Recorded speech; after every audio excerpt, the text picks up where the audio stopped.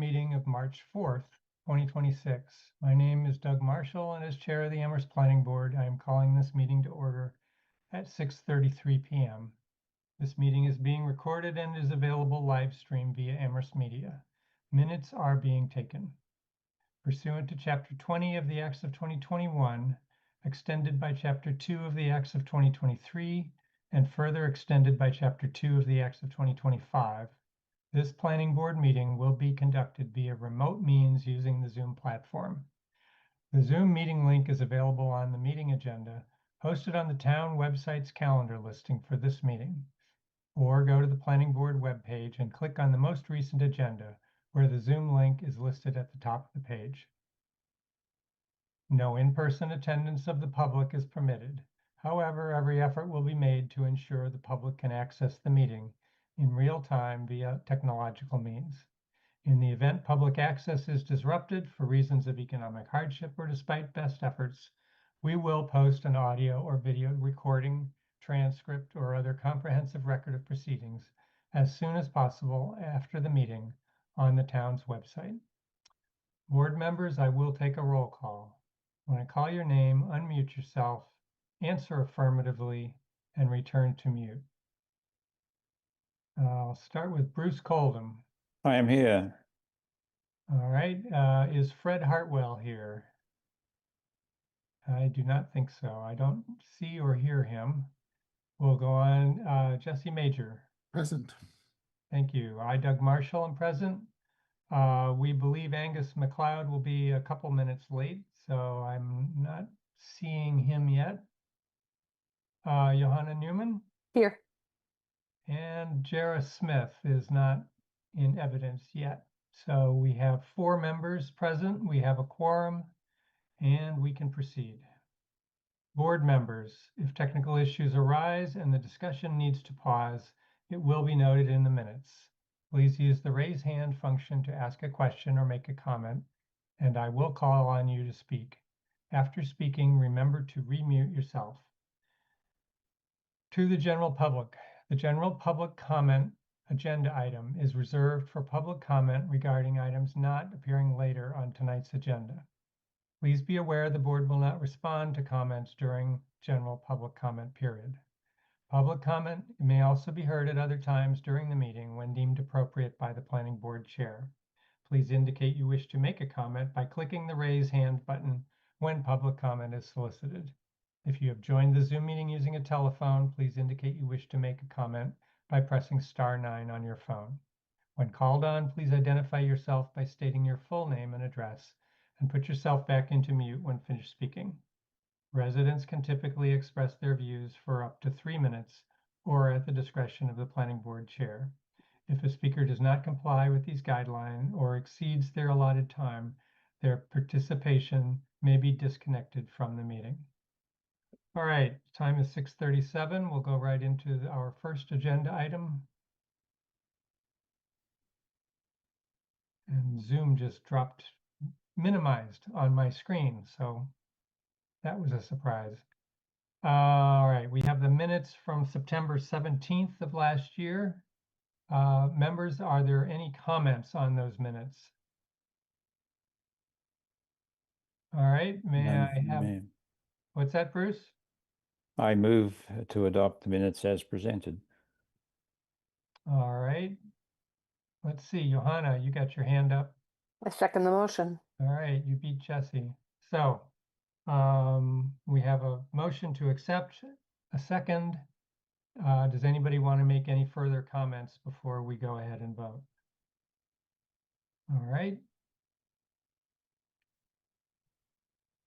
All right, we'll go ahead. Bruce, we'll start with you. I have an aye. All right. Jesse? Aye. Johanna? Aye. And I'm an aye as well. That's 4 in favor, 3 members absent. The motion passes. All right, we'll go to public comment period. And at this point, I read, okay, so members of the public, this is your chance to speak about something that's not later on the agenda. We have 3 members of the public who are in evidence at the moment. They are Mara Keene, Sarah Barr, and Walker Powell. So do any of you want to give a public comment?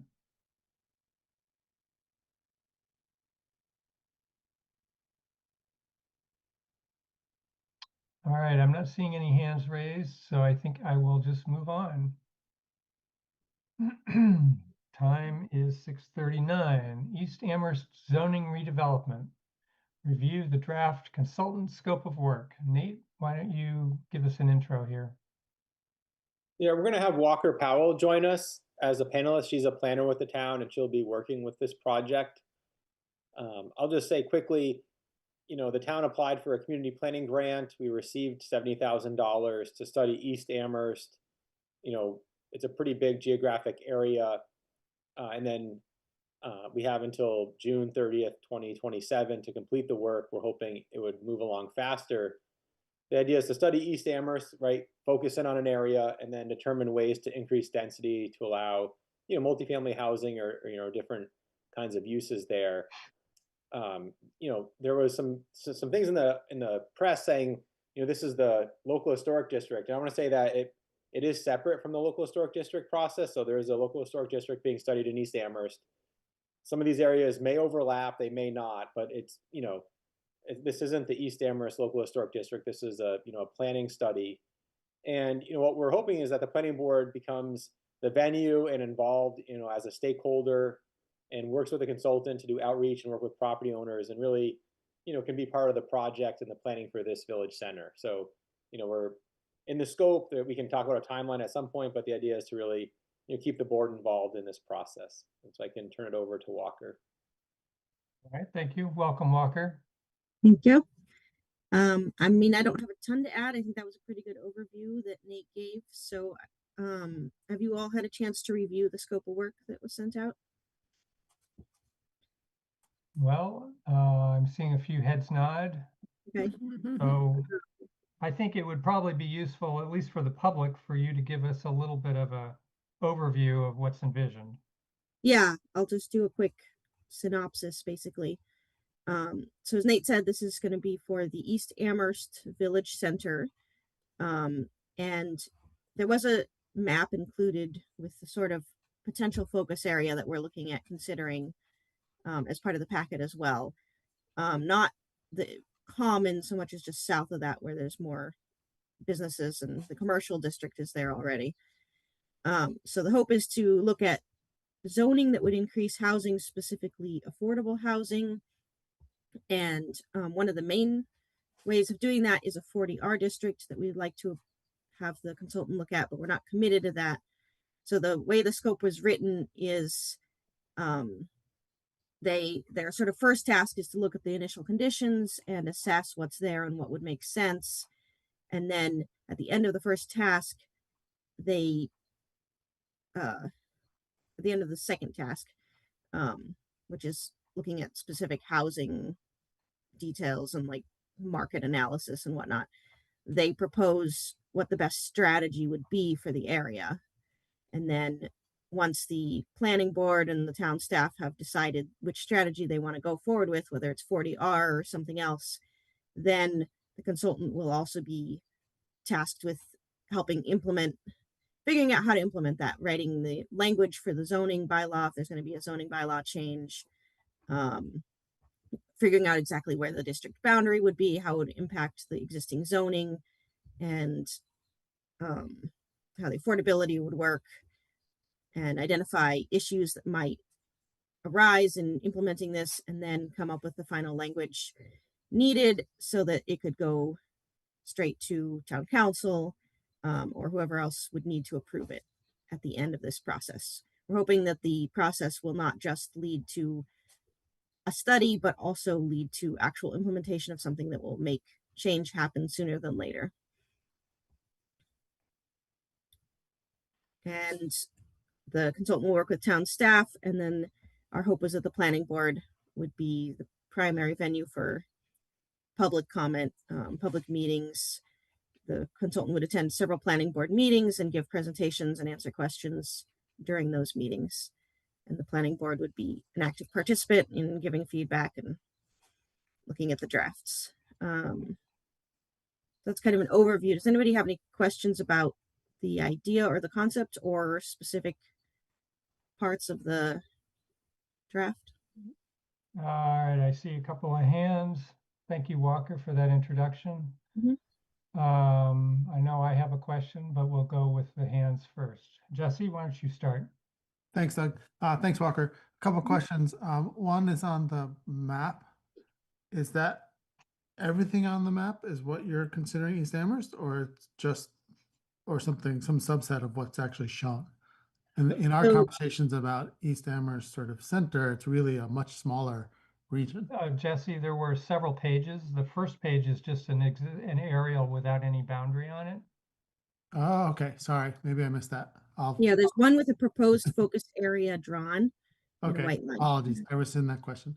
Then I'll take a look. My second question is more about, thanks, Nate. Oh yeah, I totally blew So right. that's the existing, Got it. existing zoning, right? That helps. Yeah, so I just to, sorry to interrupt quickly. So, here's the railroad tracks. Here's Dickinson Street. So here's Hamshaw Lumber, Yep. College Street. Here's the intersection, and then, Belchertown Road heading out of town. And so, this is a big map. The idea would be, with the planning board and consultant and staff, what is the focus area within here? So, we're generally saying, East Amherst is in here, and then it's kind of defining, well, what is the actual study area? So is it, closer to Route 9 and what, how big, how long it is along the road, whatever. So that's kind of part of the first task is doing this analysis of existing conditions and saying, okay, what makes sense for a study area? Yeah, great. Thank you. Then my second question was about, I guess, the language and the way the scope of work is written, because it talks about increasing density and also affordability, affordable housing. And those three are not necessarily the same at all. And just to clarify, we're talking about affordable housing as defined by some actual number, not the way it's used in many other of our conversations, just about rent's not affordable kind of housing, right? I just want to be clear, that's what we're talking about. And is there a way to make the scope of work have, maybe some more specifics on each of those fronts rather than sort of lumping them together, because they're very different purposes in my mind in some of our other conversations. Mm-hmm. Yeah, I think that language came from the concept of the 40R district is a way of increasing the housing density that would also support affordability. Rents would actually be restricted. And then the density is kind of coming from the fact that there's business and commercial uses there, but they're not, the setbacks and the building structure size and the amount of floors allowed and whatnot are not allowing the area to be used effectively. So it is kind of two different goals, but they're both looking at ways to use the area more efficiently in ways that benefit the town. But I think, yeah, I'd welcome some feedback on how to make that more clear, or, ways to rephrase that. Okay, I'll give it a little more thought, maybe send some suggestions. Thanks. All right, Johanna? I also had a question just about the study area. A bunch of that forested land, I think, is owned by Amherst College. How much, correct me if I'm wrong about that. Yeah. And if it is, Um, what's the interplay there between the residential and the town's ability? Sorry, Yeah. between the academic and the town's reach. Yeah. In the proposed focus area map, I left off most of that forested area because it is owned by Amherst and it's also mostly wetlands. But I think that is part of what the consultant would be looking at is there feasible way to use that land in concert with the college, or is that something we're just going to totally leave out of the study in the end? And we can kind of have that discussion as we go, I think. Right. All right. Or and maybe somehow enhance it and protect, like if those are valuable wetlands, that the town, maybe there are opportunities to enhance it in ways. Yeah, and I think some of that area, it may already be protected. But yeah. Okay, thanks. All right, I'm seeing Fred's hand. That means he's arrived. Yeah, Fred, yeah, I don't know what is going on. I could not get any of the links to work. And so I joined as a member of the public and I was promoted to a member of the group, which is why my name is up there, but I my camera is not connected apparently. Uh, so Pam, if you can maybe resend some credentials, I could try to log in again, but that's why I'm there with just my name and not my camera operating. All right, thank you, Fred. I guess, Nate, you showed a map of the zoning in that area, but there was another page in the packet that had a boundary on it that was just sort of, you know, penciled in, so to speak. That's the one. All right, good. So I just wanted to be sure the public got a chance to see this. This is the boundary walker that you had referenced, where you said you left out most of Amherst College's forested land. Yes. All right, so I guess, Jesse, I do see your hand, but I'm going to make one comment and then we'll come back to you. I guess I was a little bit, I guess I'm a little concerned, I suppose I should say, that almost the exclusive focus of this seems to be housing. And the reason I'm a little concerned is that the section of Route 9 that's between the railroad tracks and the sort of center intersection of East Amherst Center there at the intersection with what is it, East Street. That's commercial now, and we could in fact rezone that so that the commercial was more feasible in that area. And we know how little commercial tax base we have in this town. So I guess I would just be very concerned if we were doing something that would squeeze commercial further out of town. And I would hope that if we're going to rezone this area, that we would do something to try to make it easier for zoning for commercial to happen. Along at least the area west of the intersection with East Street. The area east of where it turns into Belchertown Road, you know, I can understand that being more residential. There is some commercial along there, and I don't know if we want to stop the commercial at East Street or let it continue. So I hope we can have that conversation too. All right. Yeah, I think that's a good conversation to have, and I think the hope was that mixed use would be something that would be encouraged, so that we're not squeezing out commercial in favor of residential. Okay. All right. So Jesse and then Bruce. Thanks. In reading also the scope of work, again, trying to parse these differences. I'm all for more affordable housing, actually affordable with limits. At the same time, as I think everybody knows, I'm all for more student housing, and the term student doesn't show up once in the scope of work. And so I feel like if we are trying to hire someone to look at this and give us suggestions, in my mind, that should really be part of the conversation very upfront, because that's at least on the subcommittee how we've often talked about trying to think about East Amherst and is that a good place for higher density, really thinking about student appropriate housing. So I would love to see that just included in part of the problem we're trying to solve here. More housing stock for that population. Yeah, that makes sense. Thank you. Thanks. All right, Bruce. I agree with most everything that's been said to date, with Doug, with your concern about the possibility of squeezing the present commercial rather than augmenting it if possible.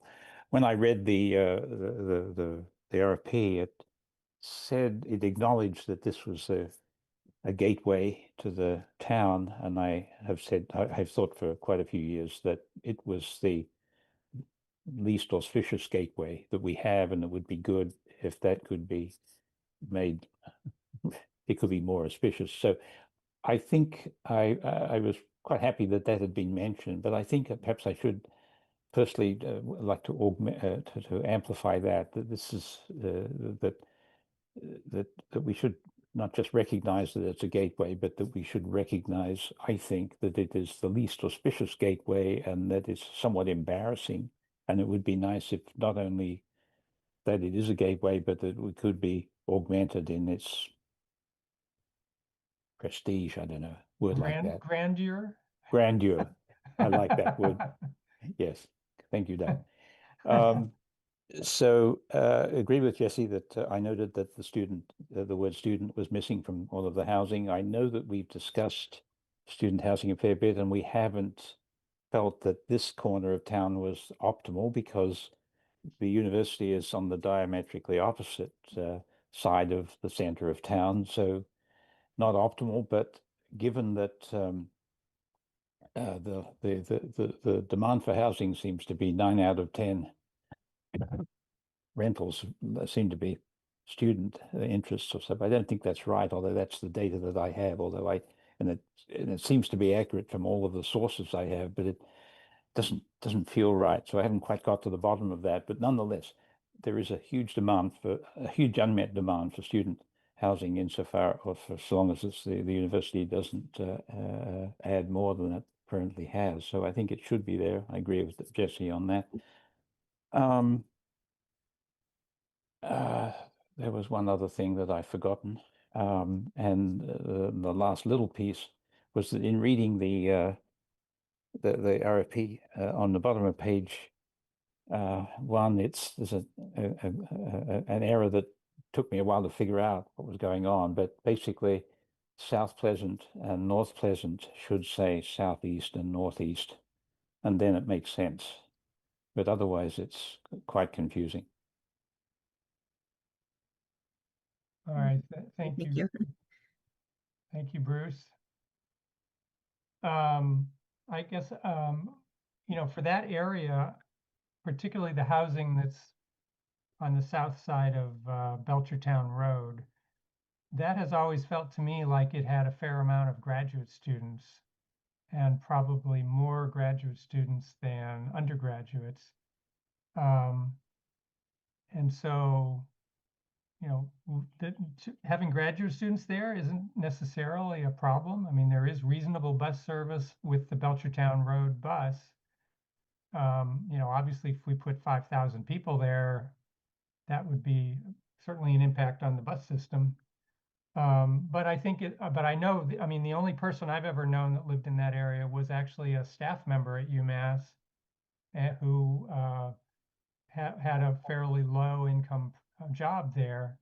And that was where she and her family lived for a number of years. So it is serving more than just students. Nate, you're next.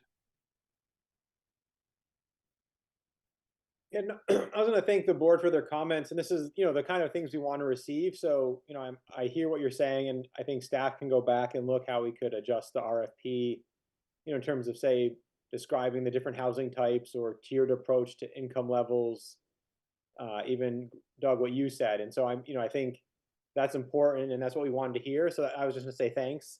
And I think, I just want to say, Jesse, quickly to your point, right? I think we have to probably spell it out a little bit too, that affordable housing, my guess here is, there's capital A affordable, right? That's a certain income and on the SHI, and then there could be, what's typically called workforce housing and was redefined with the Affordable Homes Act by the state. And it's, up to 120 AMI, and Mass Housing publishes it, and there's programs for that. So I think, some of these suggestions are great. We can kind of clarify what we would want the consultant to do. So we provide a little bit more guidance in terms of, right, what kind of housing, what kind of affordability, and maybe what they consider in different parts of this village center. So, let's not, preclude any new commercial development. Maybe it's the idea of, if it's mixed use buildings, what are uses that we would want to have in our non-residential space that aren't allowed today. And so, kind of getting that thinking out of the consultant rather than, saying, let's just do apartments and not any commercial opportunity. So I think we can try to, incorporate that into the RFP just so it's clear. So we're not having to, discuss it again or try to, backtrack if they propose something else, we can at least kind of lay it out a little more clearly. Thanks. Nate, speaking of things that aren't allowed, would this potentially have the conversation about whether an apartment building could have more than 24 units? Yeah, so I think as part of the study, they could say, okay, here's what we see in your zones, and here's maybe our thoughts. And so, we reference 40R, which is an overlay, which could work because the commercial has some barriers in other zoning districts too, to housing. Or they could come back and say, you know what if here's what I'm seeing in your zoning as part of their existing analysis, right? There's a number of things, and it could be that's the apartment piece. And I think it's then, what is the strategy they recommend, and is it a combination of things? Is it kind of this overlay tool, or is it restructuring our base zoning with, whatever it is, say 6 different ideas, 6 different changes? Maybe it's the apartment thing, maybe it's the additional lot area, maybe it's some other piece, some other pieces, and that's their recommendation is, modify zoning in that way. So we haven't, I'm envisioning they might say that and they might not. It's if they really feel strongly about it, then yes, it's something we'd have to consider. And isn't it true that 40R basically says that you shouldn't have any parking associated with the building because it's really for transit-oriented sites? Not necessarily. You can have a 40R be for housing or mixed use. You can kind of have a theme, and then there's just a minimum density. And so the hope would be that you don't, have such rigorous parking requirements that you limit development. But even right now in our bylaw, the way we've written our parking section, it's 2 spaces unless a developer can prove otherwise through a number of criteria. And so we don't, the planning board has been pretty flexible on that. So I see that that's not in conflict with 40R. Okay. All right, Bruce, and then Jara. Looks like Jara's here. The time is 7 o'clock. I'll give him 5 minutes of grace, and let's assume you arrived 5 minutes ago, Jara. Go ahead, Bruce. I remembered what I forgot. In this zone, I think, well, of course, it depends, I guess, on how the zone is defined, but perhaps the zone will include the Maplewood Farm. And that has been a thorn in the side for a generation or more. And it would be nice to maybe make a specific request to see how that oddity can be reconciled. I guess it's going to depend on whether the owner is still the owner or whether they're imminently are going to disappear. But short of that, it would be nice to be able to figure out how to make that be more useful, be actually what it wants to be.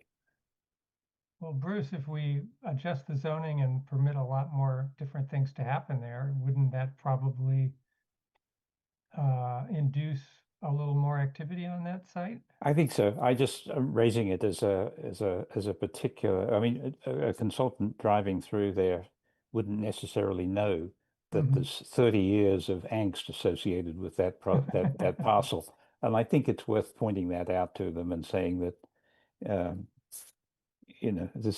there's a treat in store if you can do something to make this idiosyncrasy go away, or to reconcile it in some fashion. That's all. Okay.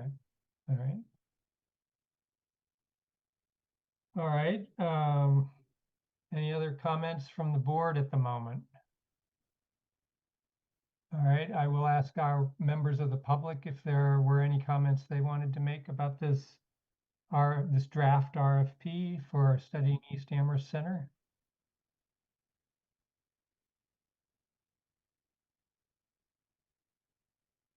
Okay, all right, guys, I don't see any hands from the public, and I don't see anything from the board. So maybe we'll go on to the next topic. Time is 7:03 on my clock. We'll go on to general housing discussion, starting with a report of the Housing and Zoning Subcommittee. And the second item will be discussion of possible memo regarding student housing. Nate, do you want to introduce this, or is this Jesse? I hope it's Nate. I Well, didn't which one realize- am I introducing, Doug? Why don't you start with the report of the Housing and Zoning Subcommittee? I think I'll give an intro, and then Jesse, your members can take over. So the subcommittee's met since the last meeting. We looked at the priority list. There was a few both zoning and other measures that were discussed, and I think the idea would be to keep moving them forward and bring them back to the board for review, and then also maybe have other guidance and direction from the full board. So in the packet there was an explanation for changing mixed-use buildings. So that's something the subcommittee would like to keep moving pretty quickly. There's some ideas about student home regulations, and so in that in the packet there was questions, and we could talk about that. And I think we've heard, staff has heard the planning board and others mention what can be done about student housing in terms of defining certain things or regulating it. And so staff's generating questions, taking down what you said, having our own, and then the idea is we're going to start reaching out to council and really looking at it. So Bruce, thank you for your state college piece. That was also very helpful. And and then like we're looking at other staff initiatives. So some of it really is just keeping things moving, knowing that there's a timeline in all of this. The subcommittee still likes North Amherst, and so it's something they're looking at working on, not involving staff as much in terms of my time, but then also bringing it back to the board. So I think that's something to also consider.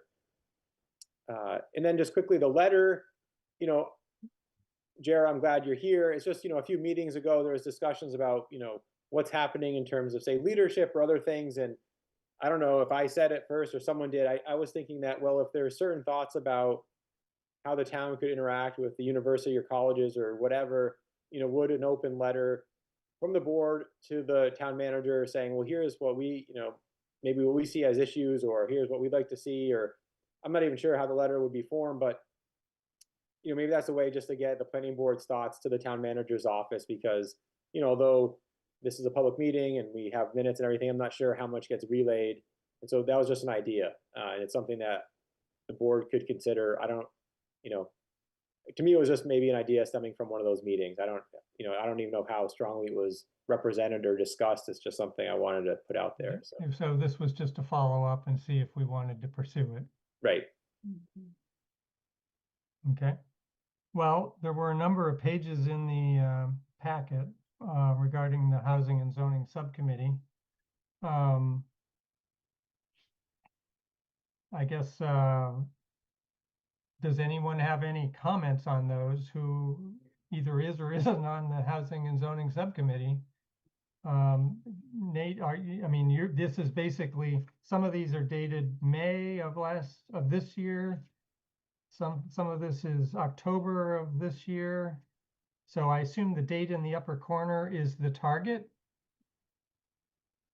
It's not the date of the document, clearly. Right. No, in that list, the idea would be to try to have some, language in the zoning amendment form, and then, maybe in that month, the planning board would refer it to council to start the official zoning amendment process, whether that's, hearings or something. And so those dates were, just target dates. They could, move, but it was just to try to understand, what the timeline could be.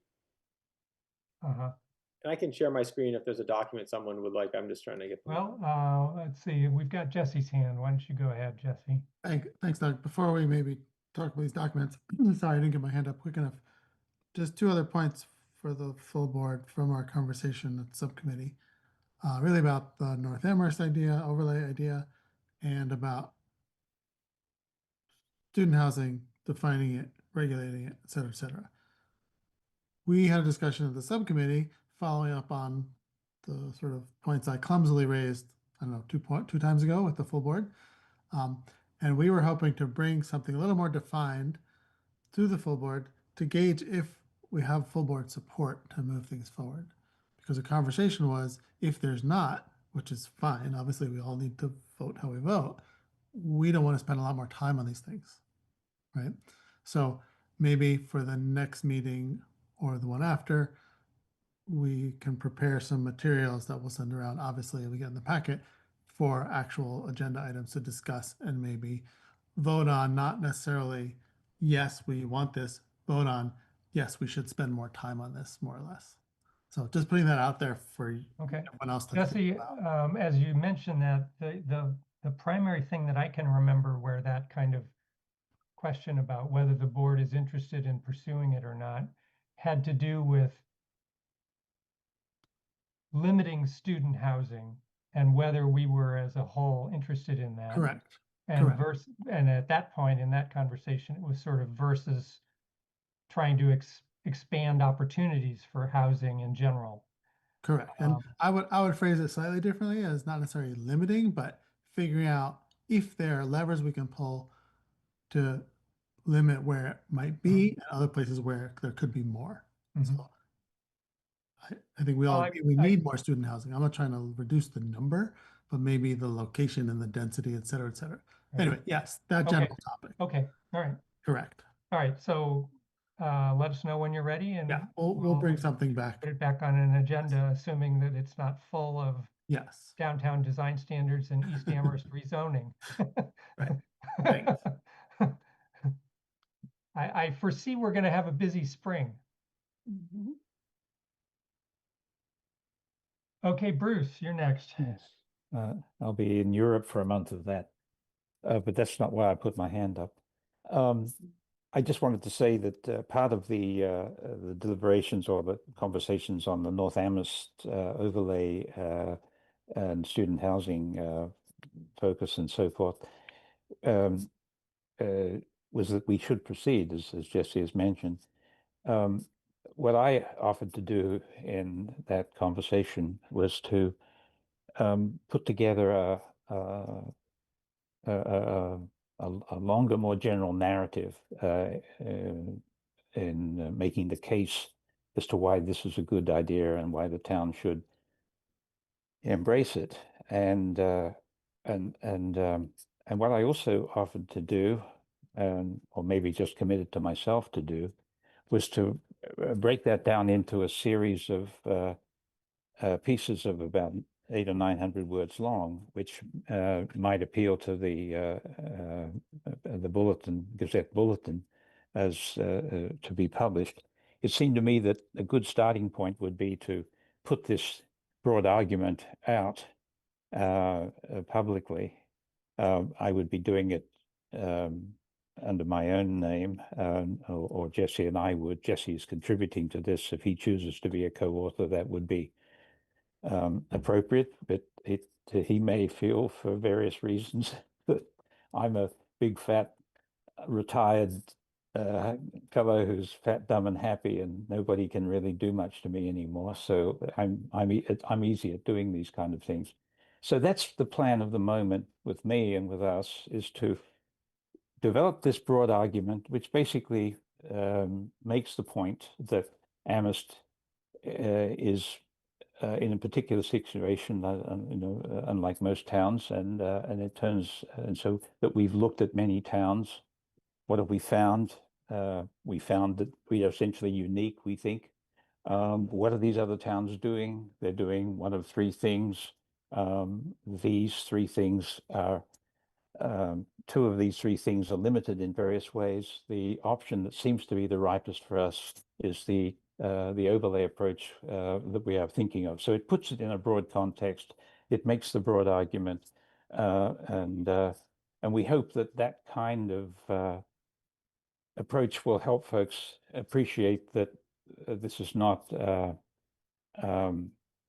a knee-jerk reaction from some people on the planning board that just think that North Amherst is yet again to be inflicted with carrying the can for the rest of the town, which was a little bit of the reaction that we got from folks when we did our September presentation. So it's trying to get around that, and it may be a heavy lift. It may not work, but this we thought was the best way to proceed, the most strategically intelligent way to go about this. And if we go down, we go down, but not because we didn't try hard. And hopefully we will have made some kind of impact on the town, and that will be constructive. So that is in process. Okay. Thank you, Bruce. Nate? Sure, thanks. Yeah, I think, I'll share the screen and we can go through the priorities. I think, the first one is the mixed use building change. And so, the subcommittee feels like it's, could be close to being ready in terms of zoning language and other things. And so then it's, really, we can talk about it tonight and then, the board wants to talk about it again, sure. But I think the idea would be, right, to change the calculation of the mixed use space and maybe some other piece in terms of some dimensional standards. It's not difficult in terms of changes to the bylaw. I guess the considerations be what are the implications, but it could be that that moves forward faster. And then, North Amherst is something that is, right, being worked on in the meantime. There's a few other priorities of the subcommittee. And, I'll mention the student piece. I think it's really important. So, we just had the discussion about East Amherst. And I think, Jesse, you mentioned, well, could it be student housing? And, I think what happens is everyone gets afraid of zoning because it will just become off-campus housing. And so I think it's a really important question to ask. Are there ways could it be limiting it or offering avenues where it could be? Could you, for instance, have an apartment building where you say a certain percentage of units is not for students? I'm not sure if that's legal or not. I'm not sure it's the best approach, but we don't even know if we can. And so, Bruce has done his research on State College, Pennsylvania, and they have had things on their books for a while. And, in a conversation he had recently, they feel pretty comfortable defending it. And so it seems like there's state law and then there's federal law, there's fair housing, there's things at the federal level. And we've always been cautioned, well, it doesn't meet a number of things, but, around the country, there are communities doing something. So it seems like if they can do it and it's not violating fair housing and federal things, then is it a state law in Massachusetts, or what exactly is the barrier or reasons why? And so I think it's, so if you, as a planning board, if you have other questions, we're developing a list. I can share it at some point. I think it's good to know. We're trying to get answers to it, whether it's through our legal counsel or talking with other communities. Like what are some tools here? And for instance, could, if it's a special permit use, typically, so in zoning, if there's something allowed by right, but then there's something through special permit, it can be a little more restrictive in terms of possible uses.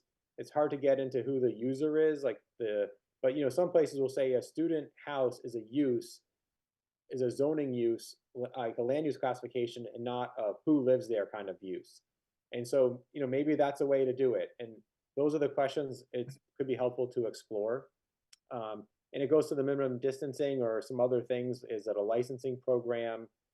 And those are things the subcommittee has been discussing. I think, feel free for the planning board. You can always email myself questions and we can share information out. So Nate, at one point when this came up last fall, Mandy Jo had brought up I forget what the legal phrase was, but that she was worried that that kind of thing would run afoul of treating everyone in a zone the same way. And, so I would support us putting together questions like that and any of the other ones that people have that are legal, and sending them off to KP Law and saying, we need your advice. We're trying to do something and we're not sure what we're allowed to do. So then, assuming that the answer is, yeah, you can do whatever you want from a legal point of view, then the question is, what do we want to do? And I think that's a harder, it's a harder conversation, but it's a more honest conversation. And so I'd be fully supportive of doing that, even though I don't really like the idea. So, Jesse? Thanks. That's really what I was getting at. You said it much more clearly. Let's say we can legally define a student home, which means we can then legally decide some strategy for distancing or density, whatever. My question for all of you is, would you support that? I know that's very open-ended. Right. But like, if you're just opposed to the definition, if a majority of the board is opposed to the definition, period, I don't want to spend any more time trying to convince anybody. That's my point. Understood. Bruce? What I learned, and Nate's picked it up from Ed Leclerc last Friday in State College, is that State College doesn't have it, student home as a definition. They have it as a land use classification. And Nate seems to understand the difference to that, but I just reported it. The second thing that I noted, which I didn't mention in the State College report, but I noted it elsewhere in my notes from other conversations, Nate, is that apparently, and I can look this up again, but apparently Newark, Delaware found that they were running afoul of state law. So it's goose, good for ganders and good for geese and so forth. It may be that what's good in the Commonwealth of Pennsylvania is not good in Delaware, but maybe okay or maybe not okay in Massachusetts. So I think I would hopefully that we would, I mean, I suppose when you ask a lawyer a question, you expect that they will do due diligence and not just take an overly conservative reaction. I hope we can get a thoughtful, strategic response to that question and not an answer that suggests that it's too much trouble. Well, I have heard KP Law say their primary task is to keep us out of court, which suggests they're highly conservative. Yeah, I think no, but I think the conversation, it's been going on for many years. So I think it's finally to the point where it'd be nice to have some, clarity, and it could change, right? I mean, it could change in a few years if there's court cases, but for now, what's reasonable, what's legal, I agree with Mandy, things are supposed to be treated equally. And so a few years ago, when I was reading some articles and talking to an attorney, out of town attorney, they said, yeah, the idea would be that it's any student, so graduates or whatever, and it's kind of a blanket term, and you'd have to apply it very, consistently across that term. And the recommendation was not to do it, but it wasn't that you couldn't. It was just that there was, you have to be careful with nuances. And so, I mean, those are the kinds of details we'd like to have KP Law or someone examine, right? So, how do you apply it fairly, and what does that mean if you can? And so, and yeah, I think State College, for whatever reason, they've seemed to kind of thread the needle there, and it seems to be working. And I will say that they have some rules. They also have a lot of bigger buildings in their downtown in terms of taller buildings. Their zoning allowed it, and now they're trying to catch up with saying, well, actually, there was an article Jesse had forwarded to the subcommittee. They hadn't done a job of having, say, design guidelines or what's allowed in mixed-use buildings and on the ground floor and certain things. So although they're getting the density, I think they're now saying, well, are there other things we can tweak and modify? And so I actually think that the consequence or the impact that maybe was planned was to get people to live in downtown and have more people in the center, which is good. So they're not crowding in the neighborhoods. And now they're saying, well, how can we still manage that in other ways? So I actually feel like if you look at their dashboard and how they do things, it seems to be working in terms of where they have density and other things. So it is having an effect. I'm assuming that's what they intended, but I'm not sure. All right. I see Angus, you're next with your hand. I assume you arrived maybe a couple minutes ago, so the time now is 7:22. Yeah, I think I arrived at like 7:15. Yep, 7:14 I noted. Okay, thanks, Bruce. And sorry everyone for being late. I think to specifically answer Jesse's question, I think I would be less inclined to investigate this as a strategy. It feels to me like we can try to corral students, but it's unless we find places for them to live, we're going to run into other kinds of problems.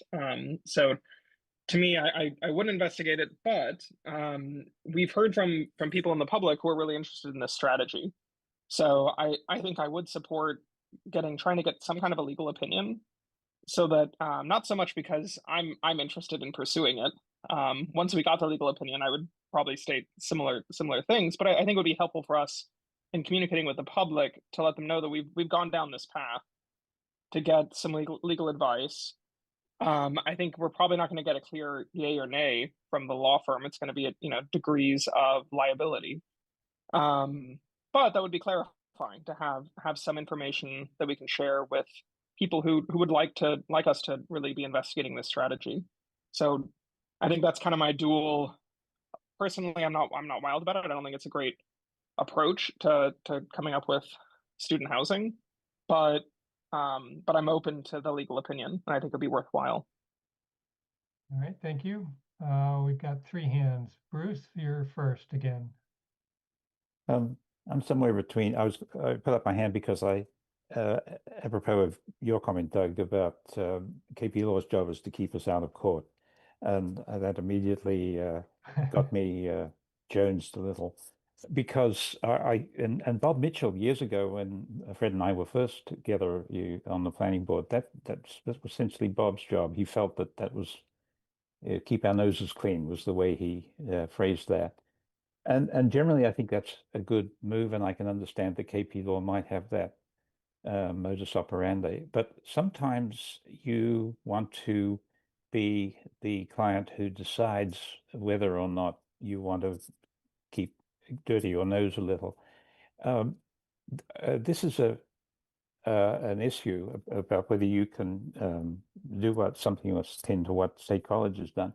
Is a solution that's kind of uniquely apt to towns like us. There's very few towns in the country, and I'd say none in the state of in the Commonwealth of Massachusetts, where this. So I think that we would want KP Law to give some opinion as to that would involve how much effort it would take to defend this, rather than just saying that you would have to you can't do it because you would have to prevail in the court of law. I'd like to have a sense of how difficult it might be to do that, because it may be that in certain specific parts of town, or in some point in the future, it would be good to know how hard a fight it would be to prevail if that was necessary, and it's not just something that we could assume we would be able to do. Okay. All right, Fred. Yeah, I agree with Bruce that one thing that we don't want to lose track of is well, for one thing, we do have a definition of student home. We did the heavy lifting on that when we were trying to get it into the accessory dwelling unit discussion, and we found out that the nature of state law wouldn't allow it in that context. But we do have a good definition to start from. The other thing is, somewhere in this mix, let's not lose track of, there's a pretty good way, and the town, I think, has the data to support this in terms of frequency of complaints that end up, drawing the attention of the police force. And that is whether or not the building is owner occupied, because that makes a huge difference. Okay, thank you, Bruce. Or Fred. Jerry, you're next.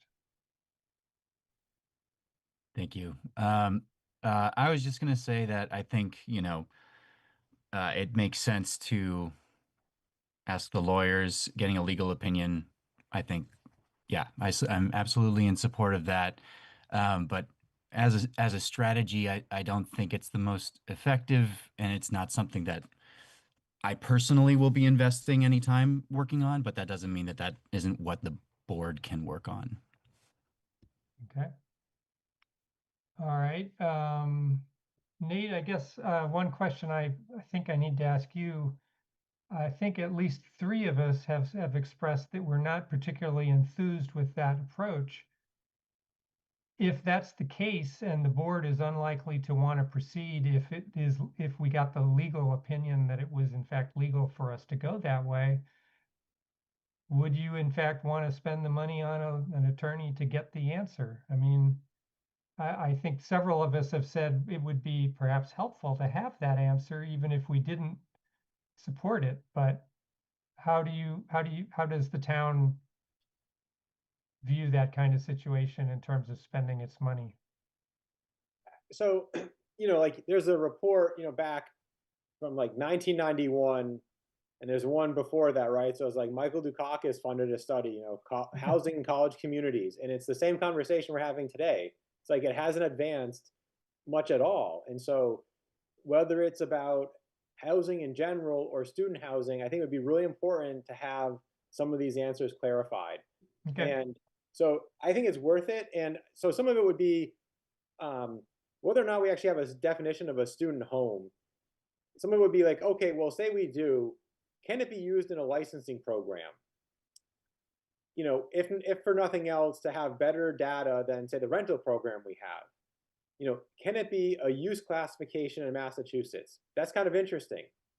What are the degrees of liability? I like that, Angus, right? So it'd be really important to understand, to me, if we nudge the needle a little bit, what's kind of reasonable and what goes beyond reasonable. And some of it, what staff is saying, and we hear you, is that if we can regulate it, to me, it's also we can allow it. And so if we, I hear that there are certain neighborhoods that, we don't want to have the balance tip to become investor-owned rental properties. Could we prevent that, but then say, you know what, here's areas where we actually want density. Say, and it could be, we did that in University Drive. It wasn't specifically students, it's mixed use. But could there be other areas in town where maybe we say we actually want student housing, if that's a defined term, in multi-unit buildings and properties? And so we're not even sure we can do that right now, right? We would just say, oh, that's an apartment building. But right now we limit apartments to so many units, and it has to have a certain bedroom mix. And it's not allowed in any of these zoning districts where we think it might be appropriate to have this kind of density. And so, yeah, I think it's kind of worth it. And, it might be that they come back and they're, they have a few ideas, and then we can bring it back to the board and staff can decide, okay, how do we pursue this? I think we still need more housing of all different types for different demographics. And so to me, that would still be a goal. I think there's some staff, I think North Amherst, it's interesting. The overlay we have is really big. I think if you look at the town and its proximity to UMass and what it's already developed, is there a way to allow that to be redeveloped? Maybe the idea of 3 times the density is a lot and it's too much, because that's what a consultant said it would need to take to have this reinvestment, this redevelopment. But is there an opportunity to still allow some increased density in North Amherst? And maybe it's not this wholesale, that was the maximum in the overlay anyways. But what if, you could allow apartments with more than 24 units in that area, or you allow mixed use buildings along the street, or whatever it is, just so there could be some increase and not have it be a static thing that, those units just stay what they are. They can never change because it requires a special permit. And most people don't want to go that route. And so, to me, those are interesting things. And that way we're not actually zoning and calling it students. We're just saying, it's multi-unit development.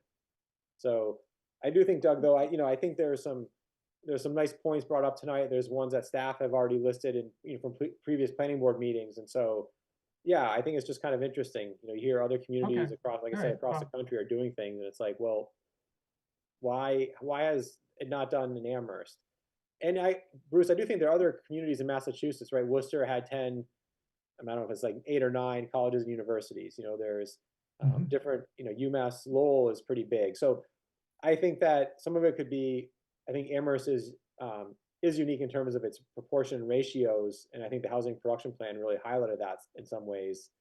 And there's the new Wayfinders data, the Donahue Institute report. So I think there's probably a case to be made that Amherst and maybe a few other communities in the state could benefit from some of these ideas or tools. Okay. All right. Yeah. Well, that's good.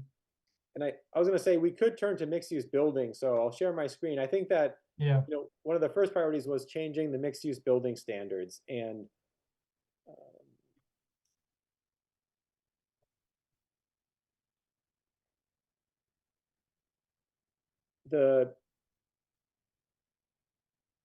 this document, it's the goals, intent, and purpose. I think that's visible for everyone. Or maybe I'll go here. This was kind of the first one. Could we bring this forward this spring?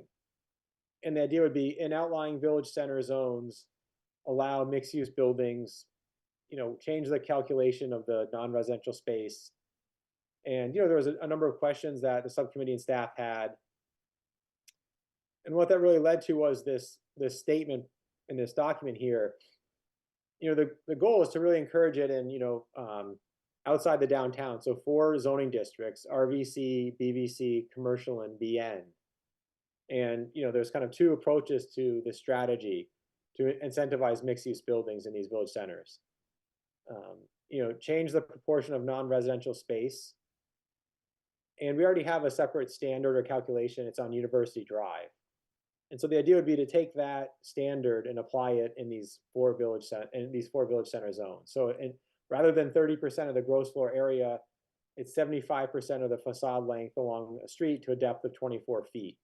And there's a few other kind of standards and conditions that would be applied there. And then in thinking about it, in a lot of these zoning districts, there's an additional lot area per unit. So if it's a 20,000 square foot minimum lot size, every unit would then need an additional so many square feet. So in the commercial, it's 4,000 square feet per unit. So if you have an acre property, you're limited to 5 or 6 units on that entire property because of this 4,000 square feet for each additional unit. And so that's a kind of a density factor, right? And so there's different ways to do density, but the subcommittee said, well, that metric, right, that additional lot area should be changed or modified, or something needs to change to, even if we do the proportion of non-residential space, this additional lot area is still going to be a disincentive, especially in these outlying village center zones. And so, what this document is saying, well, and here's the dimensional table. It's 4 zones. It's 4,000 square feet in RVC, 4,000 in COM, 2,500 in BVC, and 1,500 in BN. And then there's these little footnotes, A and B. The RVC and BVC or in COM don't have it. And so essentially this 4,000 square feet can't be modified or waived. It is what it is. And, the thoughts would range from, do we even need this additional lot area at all? The additional lot area per unit, because we have these other coverages that could justify, you still can't build over a lot because of the maximum building and lot coverage. Or, there's a footnote within the table that says, these can be modified through a special permit by the permit granting authority. And so, I think the subcommittee likes the idea of changing the calculation of first floor space. I think that there's a discussion of what's happening in these 4 outlying village centers. And just to show you some of the idea about if you change this in these zoning districts, here's how the residential uses are allowed. And so mixed use building is here. So, in RVC, it's a special permit. We're not proposing to change any of this. It's site plan review in these other zoning districts. And so the thought would be, if we can change the first floor calculation, this lot area calculation, mixed use buildings would actually be incentivized in BVC, BN, and commercial. The other ones, apartments and townhouses, if we change that lot area, it does impact the other residential uses. So these are all the residential use classifications in the bylaw. And so if we change the 4,000 to 2,000, it not only applies to mixed use buildings, it applies to these other uses. So in the RVC, for instance, apartments are site plan review. If we change that additional lot area, would there be more apartments because, now you could get more units in a building. Those are considerations.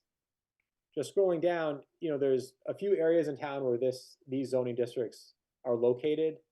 And so in North Amherst, here's the intersection of Pine Meadow and Montague Road, Sunderland Road. And so there's RVC along the streets, and there's BVC just right around the intersection, and then there's commercial up above.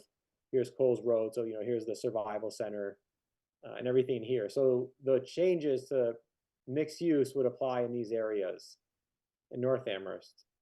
In Main Street along Dickinson Street, there's BVC, commercial, and BL. It wouldn't apply to the BL here, but here's BN, BVC, and commercial. Here's Hampshire Lumber. In East Amherst, there's a long strip of commercial along College Street, and then there's RVC, BVC up here actually by on the Main Street, and then there's some little areas of BVC and then RVC. And so, mixed-use buildings are allowed in these districts. We haven't seen a lot of development of them. There could be a number of reasons, but perhaps changing those few factors could help. And then in Pomeroy Village intersection, there's a lot of BVC surrounded by some RVC. Well, Nate, I yeah. assume that as part of this, we might consider altering the maps a little bit. So I haven't considered that. I think, that's another, to me, that's, so if we go back to East Amherst, I think what the consultant would look at, they might say, well, here's our study area. And maybe the simplest solution is to make all of that BVC. And then now within the BVC, we think we should have these few changes, maybe the lot area, do something with mixed use buildings and parking or something. That could be, for instance, a strategy. But in terms of what we're looking at now for mixed use buildings, we're not saying, well, now East Amherst should be all BVC. We're just saying, let's change that calculation and that additional lot area. To do a map change becomes a much bigger discussion in terms of, say, visioning for each village center. And why is that a much bigger issue? Well, so I guess the question would be, Doug, what are you thinking? Like, well, I guess, I haven't got specific parts of town that I'm thinking about, but I've always thought it was, if we have these 7 or 6 or whatever village centers, that I guess it's the BVC really ought to be kind of a circle around the center of that geographic zone, and that, the RVC can be a concentric ring outside of it. And so that right now the village centers feel very fragmented and sort of, I don't know, maybe illogical from a sort of ideal point of view. I mean, I understand that some of like the BVC is probably where the businesses were when that zoning was created. And so is that static fact something we want to maintain, or are we open to expanding that area?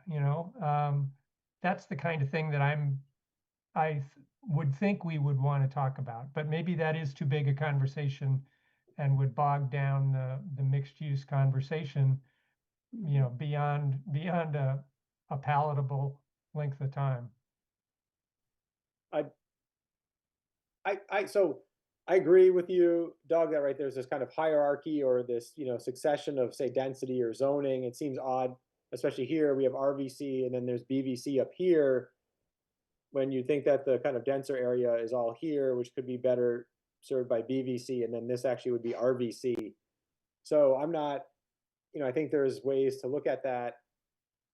I'd be curious to hear from the board. To me, it seems like it's a little beyond what we were considering. I don't know if we want to roll it into it. But okay, all right. Well, I mean, there've been times that I've been thinking that we really just don't have enough zoning districts. Like, we really ought to be saying, what do we want to see on North Pleasant Street, between this street and that street, and zone it as an area. And maybe that's similar to some other part of town, but it's like making a change in the BVC and having it apply all over town to sort of disparate physical conditions, feels like it keeps us from making changes to those zones because, in one of the 7 places where there's BVC, it's going to be an undesirable outcome. Well, okay, let's split that area out of the BVC and just zone that the way we want it to be zoned. So I don't know. All right. Thank you for listening. Jesse, you're next, and then Angus. Great. Thanks, Doug. Generally, I agree with you that we should have that conversation also. I don't think that should prevent us thinking about this change because I think this could be a pretty, well, I hesitantly say a swift change that could make some impact in some projects over the next year or two. Versus, I think a changing in zoning, which in my view would probably take a substantial amount of time, not because we couldn't agree, just because that's what would happen. Okay. Angus?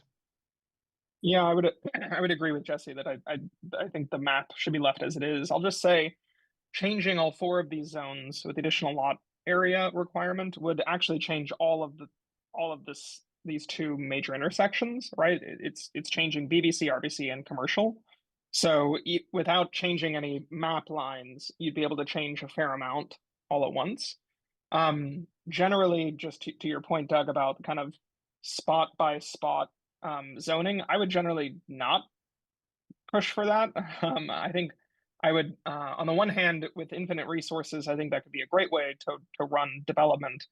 But I think it would make it very challenging for people who are trying to get projects approved when they think about different parts of town to have to go through bespoke zoning for every part of town. So I think my inclination and what I'm trying to think through with the office park and PRP is actually combining zones and shrinking them to make the system a little bit more manageable. I mean, I think it's I think uh, interesting that a town of roughly 15,000 year-round residents has 6 different residential zones, for instance, and then 5 separate business zones. That it strikes me as a little bit excessive, but that might be a difference of opinion. That's neither here nor there. All right, thanks, Angus. At a different moment in time, I'd completely agree with you. I like simplicity too, so. So just quickly on the calculation, to me, the zoning change would look something like this.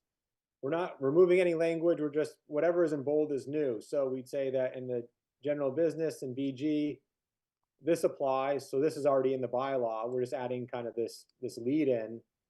And then we'd say in the village center, RVC, the ones we just followed, these are the conditions that now apply. And these are taken from the University Drive overlay. So it's nothing new. You were saying 75% of the facade to a depth of 24 feet should be, non-residential use. To the extent feasible, a majority of the street-facing facade shall be built along the width of the lot frontage and located along the front setback line, right? So that, you're not getting the small end of the building, narrow end facing the street. You're really trying to build out across the lot. After accounting for the depth of 24 feet, parking can be on the first or ground floor. And additional mixed-use buildings are permitted on a single lot or more than one.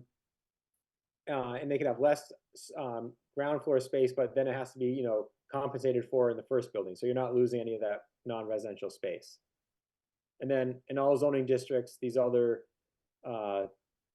conditions still apply. And this would be the chance to change this if we wanted. This 50%, sometimes people say, well, really, like, what does that mean? The idea is to try to get, some variation, and they can kind of accommodate it without too many problems. But, so to me, this would be the changing that first floor space. I think the next question would be, how do you address that additional lot area? And so, I can share my screen in a second there. And so, to me, it's like, okay, planning board, if we kind of like where this is going, maybe we bring it back. To me, it would be like, okay, let's think about it tonight, bring it back at the next meeting, we talk about it, and then are we actually comfortable saying this is ready to be referred to town council? And, maybe we preview it with the CRC this in March, or we let them know what's happening. But, even to me, it's like, so even if we think this is moving forward and we like it, it goes to council in April, it gets referred back, we could play out the timeline while it's in hearing for a few months, it goes back to council for first read, second read, maybe it's voted on in October or November, right? So there's a process here that we'd like to, factor into some of these things. So, that's why in this one, Doug, I had May. Yep. And maybe in some of the other ones, it's like, okay, maybe this would have been in October. And then if we're scrolling down, this cottage style October. So how do we, while this is moving forward through the hearing process, the subcommittee and the board can maybe be talking about one of these other ideas. And then that gets forwarded at the end of near the end of the year, so that we have, kind of these overlapping zoning things. I know it's a lot of work for staff and you, but otherwise, if we just propose this for just this year, we might only have one zoning amendment voted on this year. And maybe that's okay, but I'd like to try to have a few more. Okay. Jared? Thank you. Okay, so I just want to like I'm thinking about the timeline here. So we just got the downtown standards published today for comment. Then we have the East Amherst Village study going over the course of the year, and we'd be passing this bylaw either, I guess, mid-year or later at the end of the year. I'm just like thinking I don't want to wait for the study to necessarily make these bylaw changes, but in terms of sequencing, I'm just wondering, I don't know if you have any thoughts related to that. Like if there are any particular strategies that would be better suited waiting for the study, which ones would be better suited to advance because we have enough information. And that's a question for Nate. Yes. No, it's a really good question. You know, at the previous one meeting, I think Jesse said, you know, it's hard to always keep waiting for studies because there's so many. So I think the downtown design standards don't apply in East Amherst. I've always thought, though, if we like what the standards are showing, you know, we can adopt them and apply them to East Amherst. So, okay, wow, now we've incentivized mixed-use buildings. Maybe the board adopts some of those standards in its rules and regulations or design guidelines, and we use it as part of our permitting. You know, so that could happen kind of quickly. Great. Okay. That makes sense. In terms of the East Amherst piece, I think, yeah, you know, so as this is moving forward to the changes to mixed-use buildings, the consultant could say, well, actually, I think maybe there needs to be some other changes, but, you know, we're asking them to look at specifically East Amherst. And so these other zoning districts are, you know, North Amherst, Main Street, Pomeroy, and others. So I think the mixed-use building can happen, can move forward. I don't think that there would be any, you know, if there needs to be changes, I'd say, well, maybe we can pivot quickly and do that. But I don't see that we're changing mixed-use buildings in such a way that it's so radical. It's not like we're, you know, we're not changing like dimensional standards. We're not saying, you know, 7 stories or 100% build out. We're just saying this first floor piece, and it's only a minimum right now. We're instead of saying 30%, we're saying it's 75% of the facade length to really encourage it along the street. Yeah. And then we're maybe going to change this additional lot area. So I don't see it as like radical changes that the study may have something different. Great. Yeah. Thank you. And so I just want to share my screen again. Just to illustrate some of the changes. Here's Southeast Street Common. So it's the one behind Florence Savings Bank in East Amherst. So it's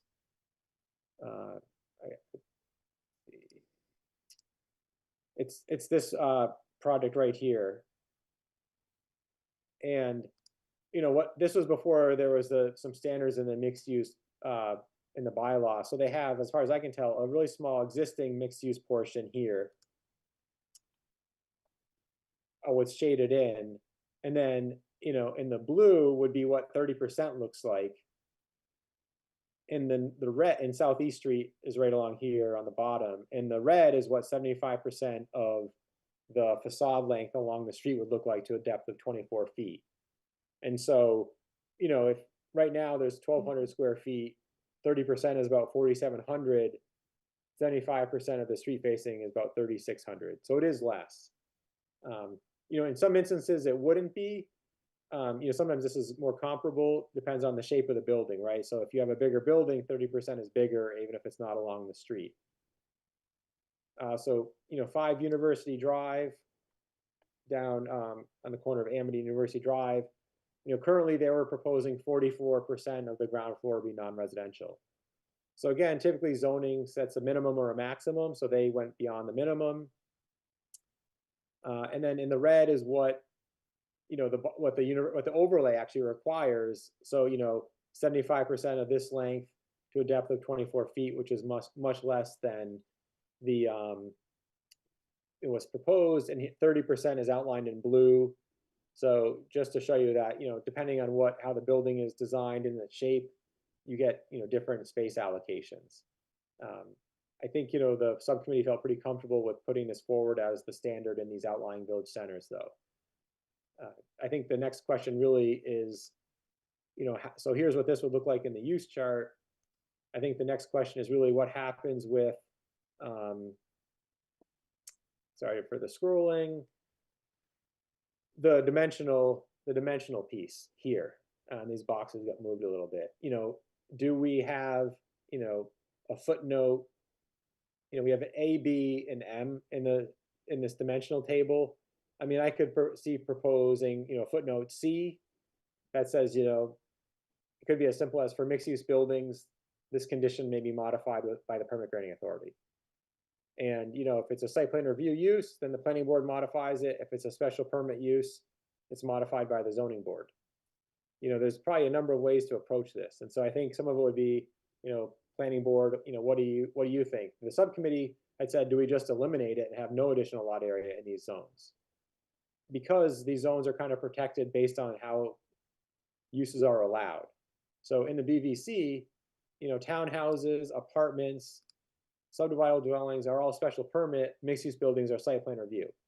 So even if we got rid of the additional lot area in BVC, someone's going to come in and propose, some dense townhousing, it's a special permit use through the zoning board. So there's already, some safeguards there through that special permit use. And it can change the density because they can say, wow, that doesn't really match what we want to see. Same within BN, a lot of the, multi-unit development is special permit. We're not changing that. So, I think if we change that first floor calculation, I think we'd still have to figure out how we address this additional lot area. And I guess, I'd have my ideas, the subcommittee might have theirs, and I don't know, planning board, if you have some suggestions as well. Are you, well, I mean, you're looking for suggestions at the moment? Yes. Okay, well, I guess I would say I would be comfortable eliminating them in those areas. I mean, I suppose that's probably at the extreme end in terms of the option or the sort of approaches you were describing. But, I'd like to see a few things change. So, if the pendulum swings a little bit far and a few things happen, that'd be fine with me. Angus. Yeah, on the housing and zoning subcommittee, we talked about this as well, and I think, I think more of us. I know I came down on just eliminating the additional lot area per family requirement, and I think adding the alternative of adding more footnote material accomplishes the same thing, but in a more complicated way. So I think it's just simpler to simply eliminate it. Well, I suppose you need the footnote if you're going to keep some sort of number. Right. So Whereas if you're just going to eliminate any sort of additional lot area, then you can just take this off and not have a footnote. right. So in BVC, for instance, it's 2,500, but then there's a footnote A and B. So what A is saying that through a special permit, through the permit granting authority, so how the planning board will issue a site plan review, it would then act as a special permit granting authority. So in BVC, planning board can modify this 2,500 down to whatever they works for that project. Okay. Bruce? I also agree with you, Doug and Angus. Taking out the number and not trying to keep the number with some footnotes for two reasons.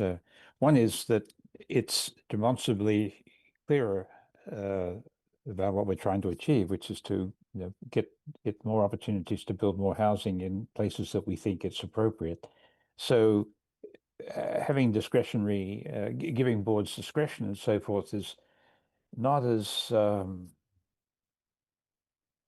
overtly invitational to people thinking to develop or taking a development initiative as having no number there at all. It means that it's a clearer and stronger invitation to go in the direction that we think we want to go. Nate's pointed out that there is still overview by permit granting authorities and so forth. But the other thing that would happen is that in the course of public hearings on this, we could probably get we'd probably get more valuable information if we did the more radical move. We might find out, for example, that there are particular parts, particular districts or places in towns in these districts or abutting and so forth, where we might think, golly, it really isn't a good idea to take these numbers out, or if it is it would be better not to keep them, but to reduce them or something. But I think that the public hearings around this would be more interesting if we were to proceed with taking the numbers out and proposing it that way. All right, Jesse? Yeah, I agree. That's all. I don't know, we're approaching a majority of the board that's agreeing with that, Nate. You might actually get a clear indication from us out of this meeting.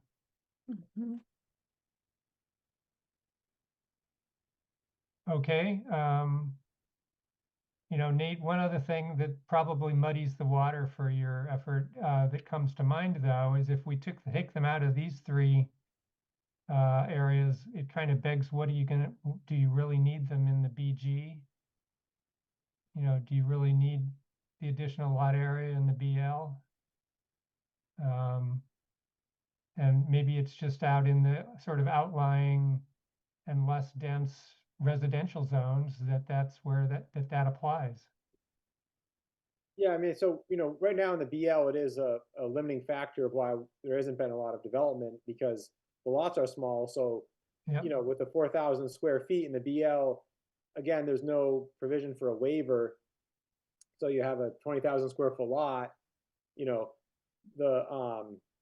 this B footnote means that the 20,000 doesn't apply, but you're only left with getting a few units on a property that's half an acre. So, Right. you Well, get- like I said, that probably muddies your effort. You know, I think for this round, you might be better off just ignoring the BG and the BL, yeah, we have it because right. that's going to stir up a different hornet's nest. And I think to Jara's point, that's also part of the downtown design standard area. So, Yeah. there has been development in the downtown, so we feel like the zoning's working a bit. So, what, Well, we haven't seen it in the development in the BG, but not in the BL. not in the BL yet. Okay. All right. So Nate, have we talked enough about general housing this evening? Yeah, I think we have. I just want to bring up the letter idea. Okay. Yep. And so I don't feel strongly one way or the other. It just felt like after, when Jeff came to the planning board, and then after he left, the discussion, kind of carried on, and it seemed like, okay, maybe the board felt strongly enough to, put something down in writing. And so I just Okay. wanted to circle back to that and ask if that was the case, because, like I said, it's an opportunity to do that. If not, we can let it go. I just wanted to make sure that the board member, that the board feels like, okay, if we wanted to write a letter and, highlight these points, we can. That's all. Okay. Well, I mean, my memory of the letter is that some of the early conversations of the letter was that maybe it should go to UMass or, somewhere other than the town manager. I think it was also, or I at least felt like part of the issue was that some of the things that we thought maybe should happen were things that wouldn't really be able to be done through zoning. Some of the sort of behavioral things that are undesirable about houses rented by undergraduates, at least, weren't something that were going to be covered by zoning, and maybe could be covered through the general bylaw. You can't have any car parked on your grass, that kind of thing. So I don't know. I mean, there was a point where I felt like, I mean, I know I said I didn't think it made sense to write a letter to UMass because we don't really have any direct influence or communication with them. And that I think that's why we ended up talking about the town manager, because he has that relationship with UMass. Jara and then Jesse. Thanks, Doug. Well, I know at least from my perspective that my tirade that evening was just me speaking on my behalf, and I didn't feel compelled to write a letter on behalf of the board or. But I appreciate the idea, Nate, and but I'm not sure a letter would be the most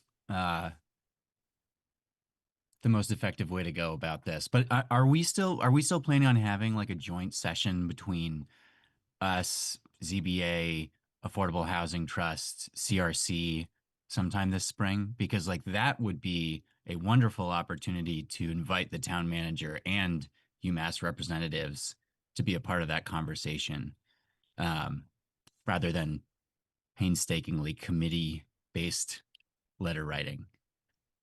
Nate? Yeah, so, yeah, I was gonna mention it later in the meeting that, the trust meets next week on March 12th. And, we're trying to find time on their agenda for the planning board to discuss the housing production plan and what, planning board is working on for 26.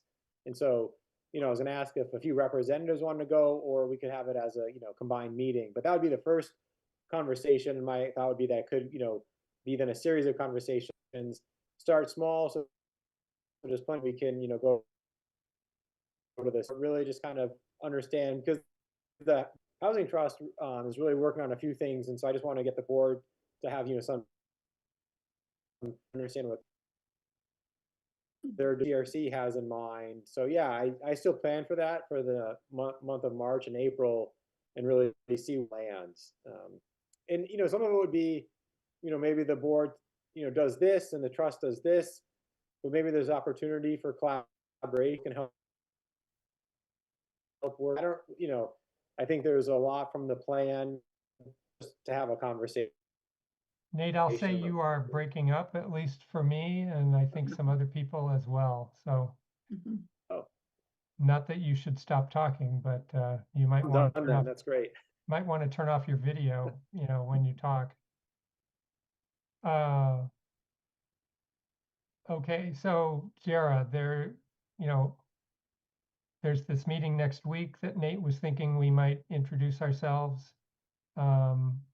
And then it sounded like maybe there would be more opportunities after that.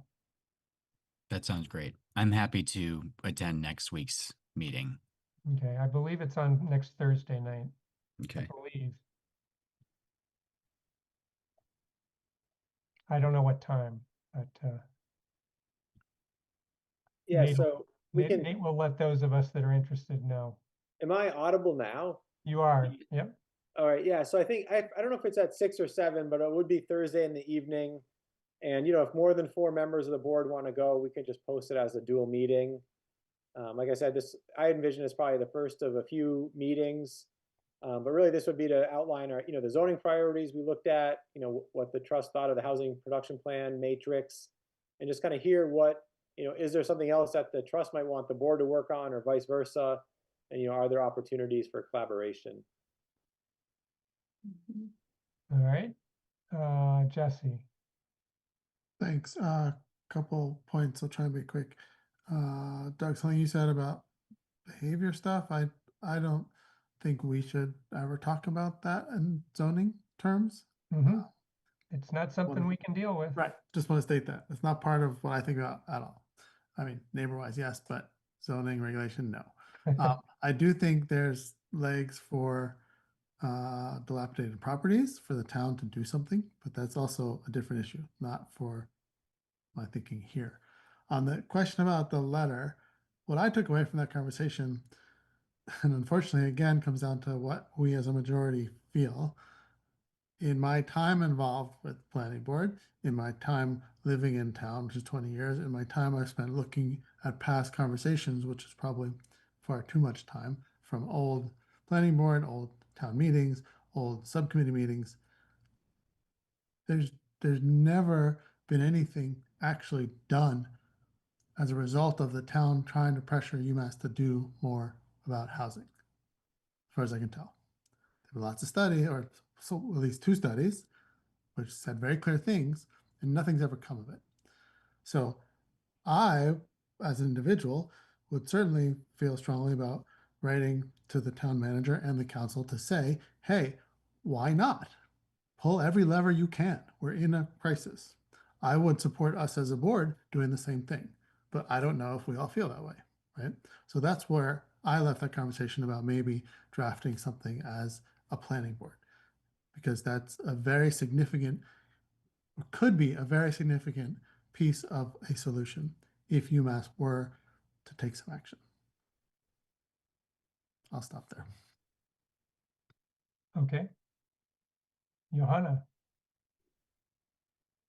I don't I appreciate the concern, Jesse. I don't think it's the right tactic just because the town has its like whole town gown process. And we've heard the university say that they feel kind of comfortable and proud of how many people they house on campus. So um, yeah, I don't think it's the right tactic. Okay, Bruce. Frankly, I think we should try our best to make the university not feel comfortable. They can feel proud, limited, but I think we have a situation here which they can't, the university can't feel proud of being above average, which is all they are. Okay, Jesse. Sorry, one more quick point I left out. If I recall correctly, 2 years ago, when we did meet with Tony and Nancy, and Paul, I think, was actually at the meeting also, we as a board were actually sort of told, no, don't communicate with UMass. So a letter to UMass from us seems not appropriate at all. So the only other option is to the manager and the council, maybe. Agreed. And Jesse, just I'm not sure it really matters in terms of our conversation, but I feel like the Fieldstone project is the result of the uh, town, what was it called? The UTAC, University Town of Amherst Collaborative process that came after the U3, the joint study about where UMass could put some more housing. I feel like there actually is a pretty direct line from that U3 report to Fieldstone. Okay. So we have I have one data point on that side. Sure. But it doesn't change your argument. Okay, Nate. Sure. Yeah. If if a letter isn't written, I do feel like your voice has been elevated, right? I think with Jeff and with more conversations with staff, I think the town manager is hearing it. So whether or not we that'll lead to certain actions, I think we are looking at the rental registration, the rental permitting a little bit more.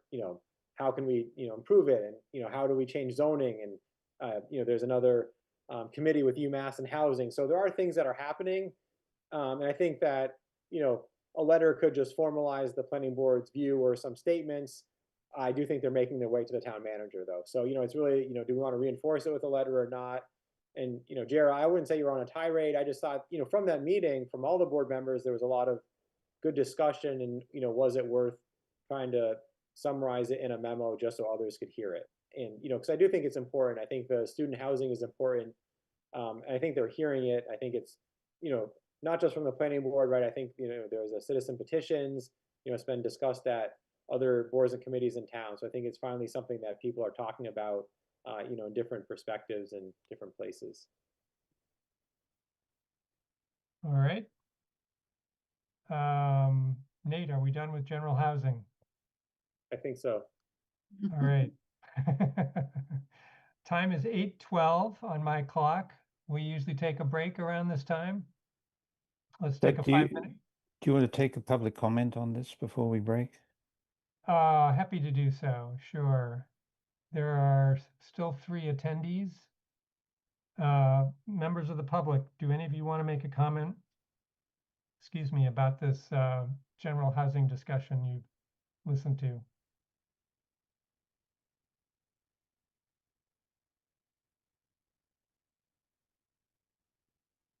I am not seeing any hands raised.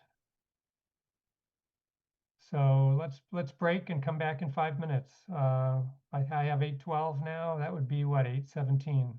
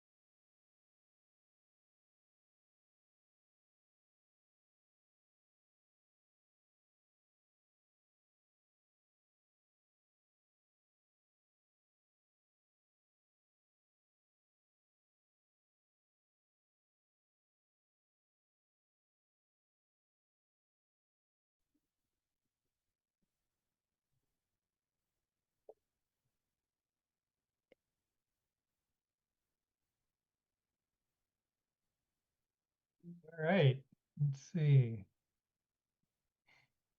We are all back, I think. Oh no, Angus is not here.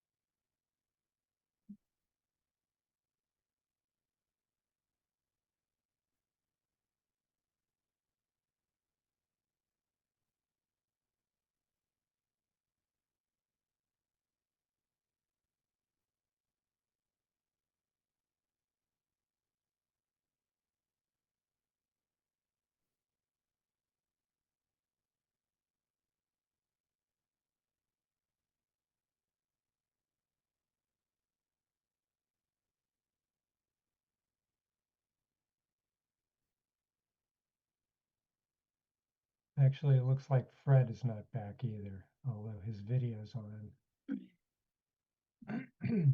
Yep.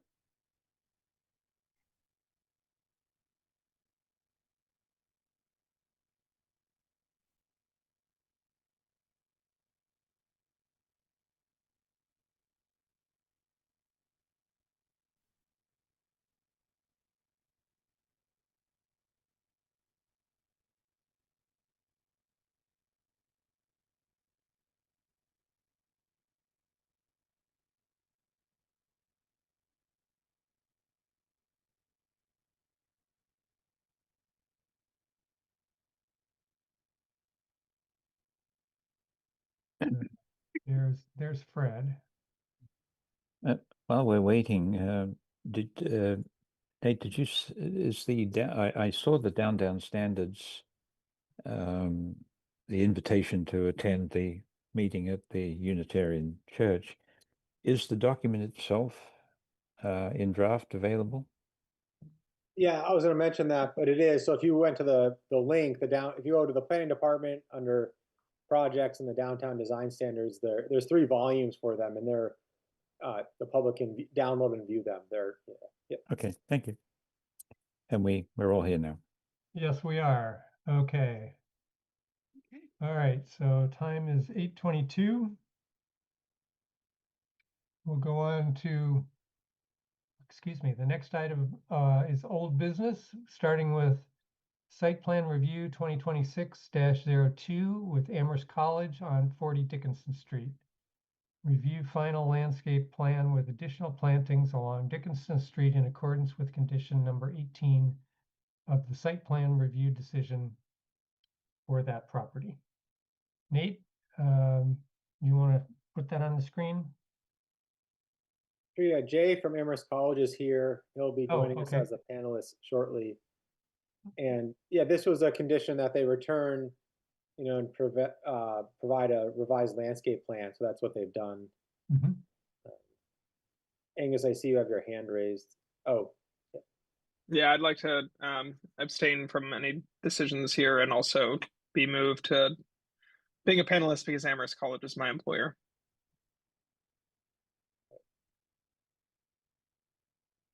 all right. We'll wait for you then to be.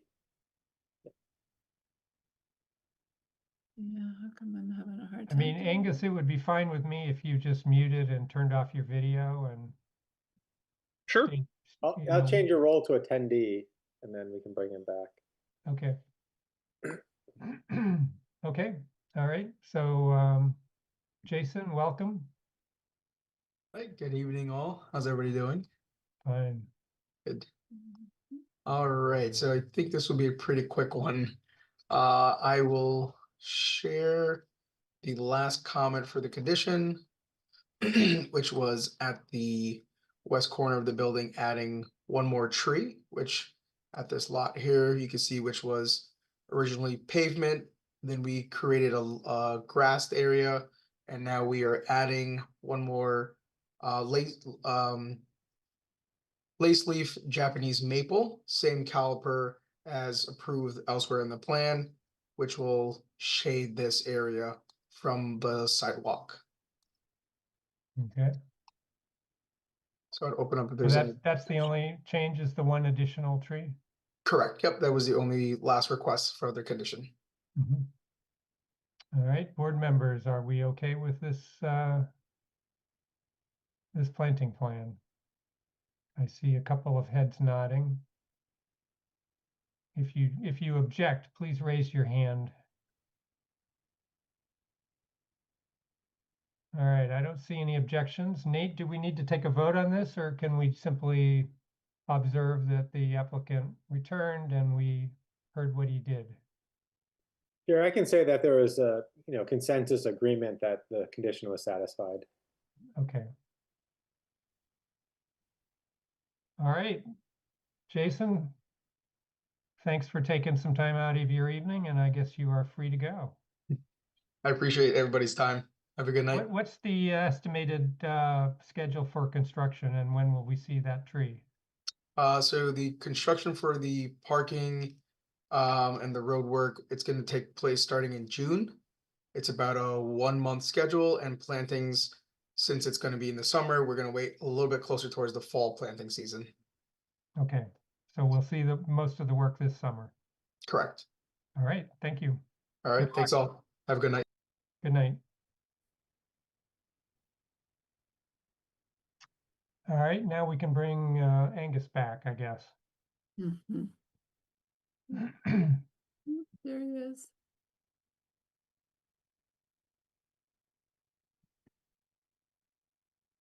All right, welcome back, Angus. Thanks so much. All right, so we'll go on with old business. Did we have any other old business on topics not reasonably anticipated 48 hours? Oh, Jesse, I see your hand. Thanks. I had a procedural question about old business and if there's a way to not make someone like Jason wait 2 hours for 2 minutes. If that's anticipated, that's something that quick. Is there a way to put that at the front of the agenda? I suppose we could try that. Yeah, yeah. He wasn't waiting long.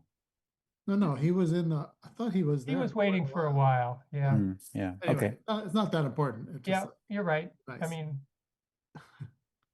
good comment. We'll see what we can do.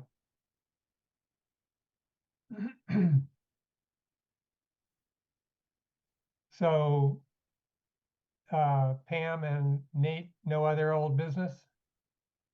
No. For me. All right. What about new business? Any new business not anticipated? Actually, Angus, now I see your hand. I'm sorry. I don't really know who's allowed to talk during old business, but I guess I had a question for Nate about something that was old business a long time ago, which was the East Amherst Historical District. My understanding is it's going to be going to the town council. Is that the next step in the process? I'm just wondering if there's any information on where that stands. Sure. Yeah. So the the study committee, which is also the local historic district commission, finalized the report. They voted on it in February. Mass Historic had minor comments, so they reviewed it. So essentially, it's the report's finalized. I think the map boundary is finalized, and so yeah, it's just kind of in the queue to get before town council. So I think the idea is, I'm not sure, maybe April it would be try to be brought to council, or sometime in the next month or two, and then I don't know if council would refer it back to the CRC or others, but right, I mean it's kind of in it's ready to move forward in terms of that respect. And Nate, it won't come to us, right? No, it's not required to. So the board had, you had your one. I mean, you could always, if you wanted to discuss it and write a letter to council at some point, we can keep you informed of that. But it's not required to come back to the planning board at all. Okay. Well, I think it would be helpful probably to us as individuals at least to know when there will be opportunities for the public to comment on it. And Yeah. if I could just ask a clarifying question, it Mhm. appears to me that a significant portion of the historical district overlaps with the East Amherst zoning area that y'all are considering. And so I guess I'm wondering, I know that the town manager proposed this historical district and encouraged the historical commission to look into it. And yet the town manager is also pushing this East Amherst, or at least the planning department is pushing this East Amherst change. So I guess I'm trying to get a sense of what the town's position is on both possibly increasing density in an area that I think is ripe for increasing density while simultaneously pushing a historic district over a significant portion of that area. Yeah, I mean, I don't think they're mutually exclusive. I know there may be differences of opinions, but East Amherst is the oldest village center in town. It is a historic town common with some of the oldest extant structures in town. So I don't, if we were to have redevelopment along that town common and along that area of Main Street, to me, it would be guided by the design guidelines and review of the local historic district commission. Even now the zoning allows for changes that, haven't, happened or been proposed. So I think some of it would be with the East Amherst study. I don't know how far north of Route 9 we'd go. Are we really gonna, I think that's something for the board and the consultant to look at. Like, do we really want to have denser multi-unit development around the common, or do we want to keep it residential in nature? And so I don't necessarily see a conflict there. I think, like I said, others may disagree, but I think that they can both work together. I guess one of the questions that I'm struggling with is it seems like we're kind of holding off on thinking about East Amherst too much until this decision is made, and yet they're potentially going to be moving forward with a historic district before that's done. So I guess that's where I take your point that they're not necessarily mutually exclusive, but at the same time, I guess I'm a little unsure about the order. Well, local historic district isn't zoning, right? It's in the general bylaw, so it's not a land use regulation. And this is something that's taken over a year to get to where it is. So, the town manager didn't say like exactly where to have the boundary. There was a demolition that occurred on a very old house in East Amherst. And afterward it was kind of like, well, there really are no protections here. And the suggestion was, oh, could this be, the historic district commission was looking at, could there be a local historic district maybe near downtown or in a few areas? And at a meeting was suggested that East Amherst is actually appropriate to look at, and that's what ended up, rising to the top. And so, that's already gone through its process.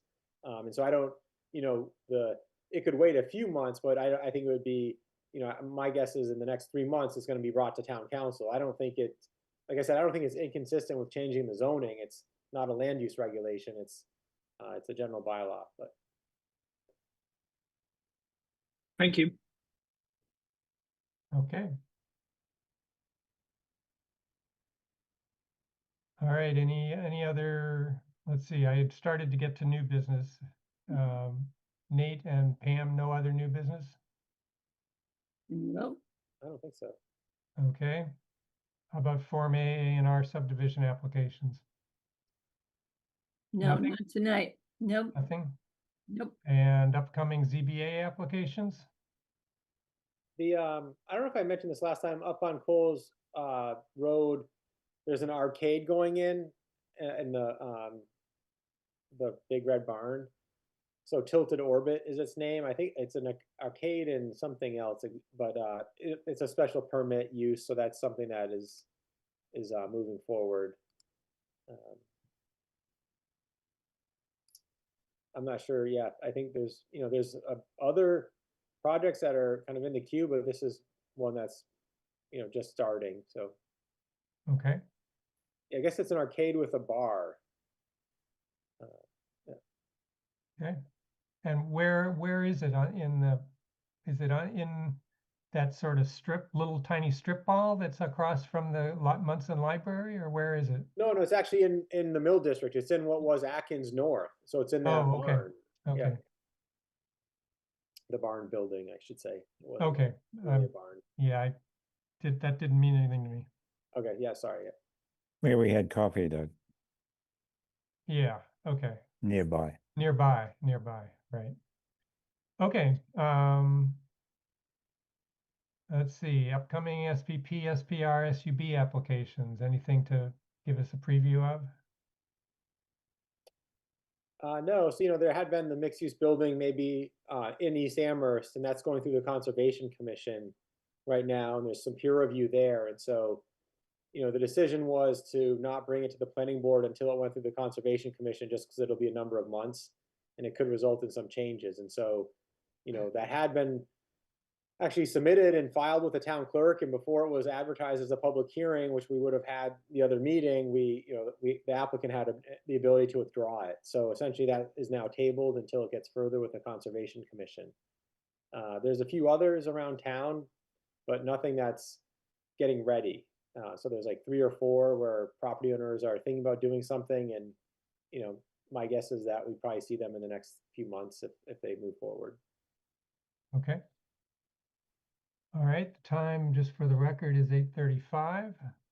We'll move to planning board committee and liaison reports. Bruce, anything for PVPC? Yes, there was the meeting last week. A bunch of business is done, but what is interesting about these meetings mostly is the presentations. And there was a particularly interesting one, I thought, that the combination of wayfarers, and particularly Mike McNally of the Donahue Institute. Now, I think I sent a link to this and so forth. So I've already kind of reported on that, but I thought it was the links to the dash data tables and so forth are actually on the Wayfinders website, but it looks like there's just a great deal of data on housing in various towns in Western Massachusetts. This one actually included Berkshire County as well, so it's a 4-county study that the Donahue Institute did. But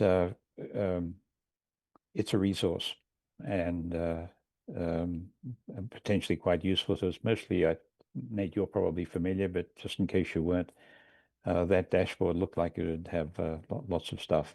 There's a couple of links on the Wayfinder site that gives a lot of information. So quite valuable, quite interesting. That's it from me. All right, thank you. Angus, CPAC. Yeah, we wrapped up our final meeting at the beginning of February, and we made recommendations for amounts and voted on them. You can go to the CPAC page on the town website, and if you go to the packets, I haven't seen a final report. Our chair, Katie Zobel, is supposed to, I think, write one to the town council, but I haven't seen a copy yet. But you can, at least in our last meeting packet for 2025, you can see the recommendations for affordable housing. We did the full $450,000 request for Amity Street redevelopment. That was our recommendation there. We voted to fully fund a part-time planning and housing coordinator for 3 years at $90,000. And then the Municipal Housing Trust asked for $575,000.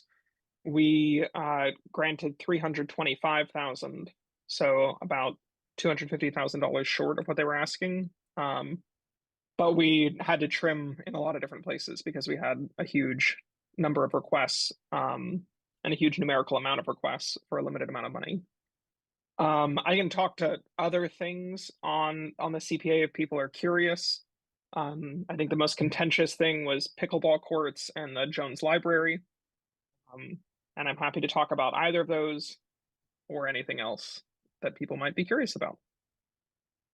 All right, thank you, Angus. Anybody want Angus to talk about anything else on CPAC? No, I don't see any hands. Angus, I guess you don't need to say any more.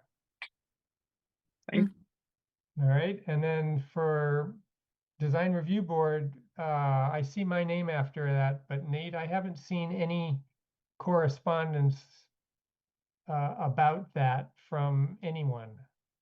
Yeah, it was, in preparing for this meeting, I made a note to myself that, the town manager was made aware that you were, voted by the planning board, and I think I need to just circle back to say what, the question was, what's the next step? Yeah, And it was never quite understood. So okay. Well, I'll clarify I'm that. standing by. I guess Yes. that's all I can report. Sure.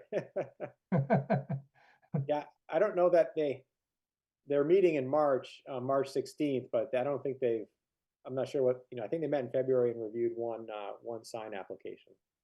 Okay. All right, I guess that's it for planning board committee and liaison reports. Next item is report of the chair. I really don't have any report this evening. Report of staff, Nate, Pam?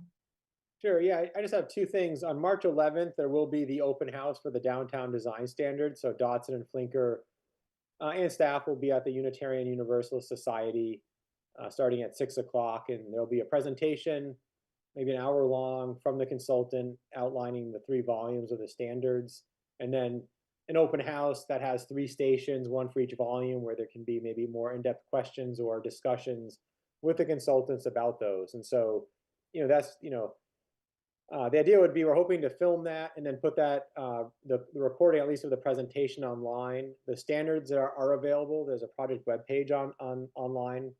And thanks Pam and Walker for doing that. So, it's a really nice webpage.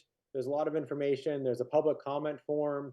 So we're asking the public, board and committee members alike, to submit forms electronically with comments. And then, the idea would be that after the 11th, the consultant is going to go to various boards and committees. So the planning board, we're anticipating March 18th, the Dotson will come to the planning board, and we'll have an hour or an hour and a half with the planning board.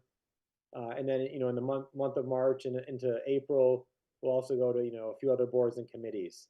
And in that process, there'll be time for the board to discuss the standards with staff, and we can relay any comments to the consultant. But, there's probably 6 months or more of public comments and discussion on the standards. And then, the idea would be that by the end of the year, it gets brought to town council for, just for their review. So there is, a public input process starting. I was going to mention March 18th for the planning board. So, that night we'll have the downtown design standards.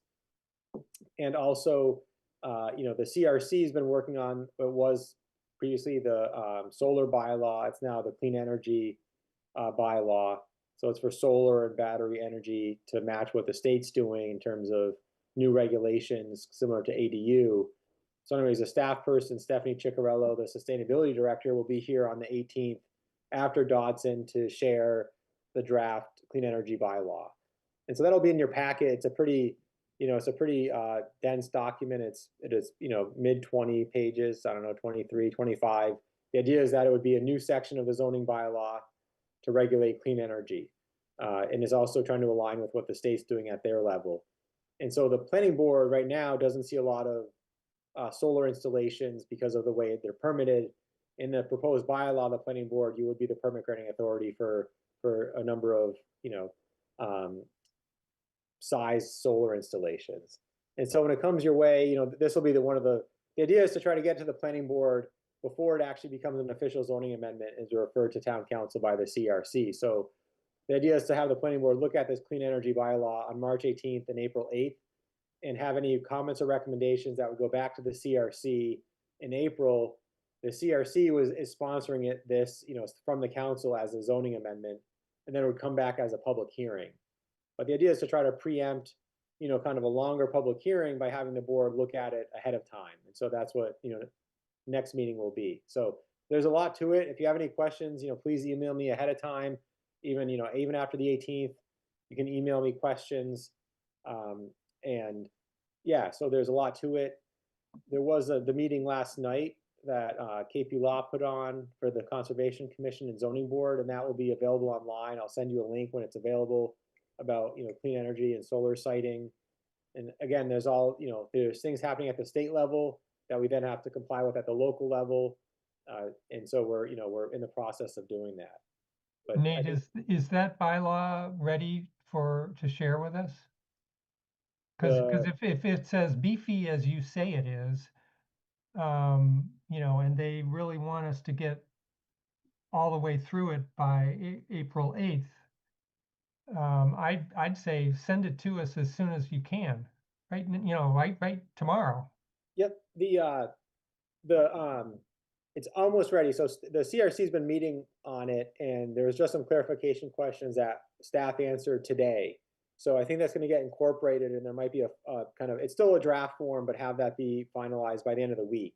So I can share that out. I think that for the 18th, it's really just a kind of an informational overview.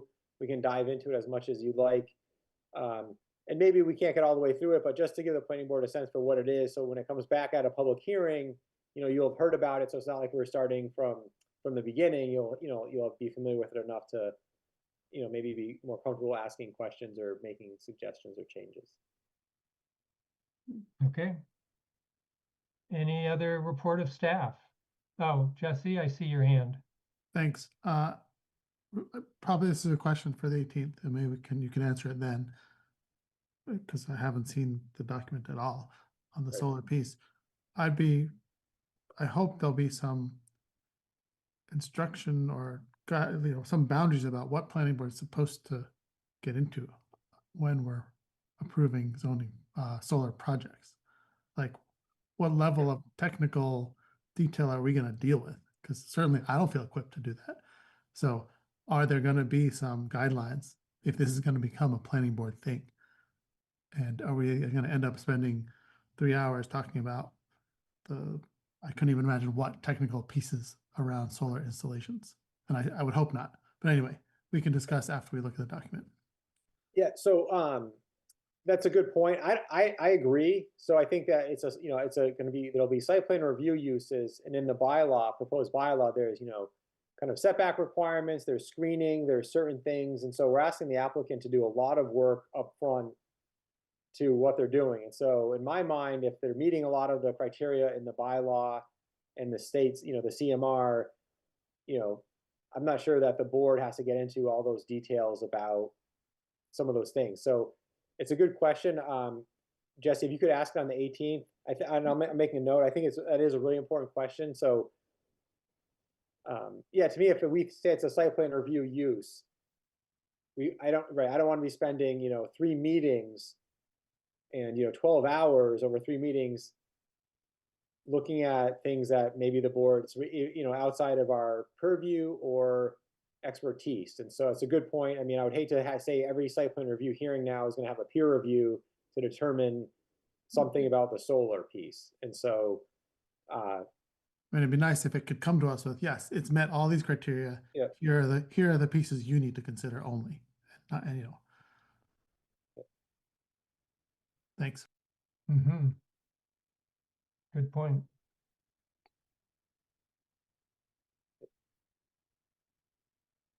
We'll let Nate finish making his note. yeah, that's a really good question. I mean, there is the provision for peer review, right? There is. I think what we're trying to do though is right now, you know, the state's saying any really big installation. I mean, but I think it's probably like 100-acre solar field goes right to the state, to a state board. So anything smaller, the municipalities can regulate locally. And you can determine, each municipality can determine how they do that, whether it's special permit site plan review, is it, you know, what are your parameters and criteria? And so what we're proposing is a tiered approach based on size and possible impact. And so, you know, what site plan review are size installations and in certain districts that are, you know, to me reasonable. And if they're more impactful, they're special permit.